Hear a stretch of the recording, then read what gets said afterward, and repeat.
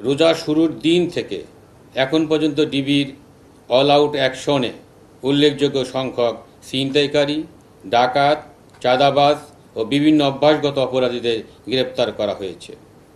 তাছাড়া ডিবির মাদক বিরোধী অভিযানে বিপুল পরিমাণ অবৈধ মাদক সহ উল্লেখযোগ্য সংখ্যক পেশাদার মাদক কারবারিকে গ্রেপ্তার করা হয়েছে।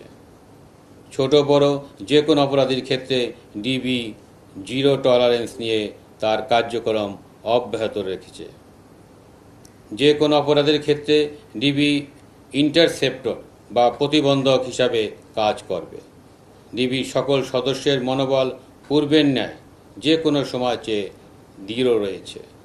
নগরবাসীর ভরসার কেন্দ্রবিন্দুতে পৌঁছতে ও অপরাধীদের জন্য মূর্তিমান আতঙ্ক হিসাবে পরিগণিত হতে ডিবির আন্তরিক প্রচেষ্টা অব্যাহত রয়েছে। ডিবি তার কার্যক্রমের মাধ্যমেই থাকতে চায় নগরবাসীর ভরসার কেন্দ্রস্থলে, জনগণের দোয়ায় ও প্রার্থনায়। কোনো ফাঁকা বলি নয়, বরং দৃশ্যমান অ্যাকশনের মাধ্যমেই ডিবি নগরবাসীর আস্থার প্রতীকে পরিণত হচ্ছে। ঈদ শেষে মহানগরবাসী যাতে নিরাপদে ও স্বস্তিতে ঘরে ফিরতে পারে এবং কোনো ধরনের বিরূপ পরিস্থিতির সম্মুখীন না হয়, সেজন্য ঈদ পরবর্তী সময়ে বিশেষ অভিযান পরিচালনা করবে ডিবি।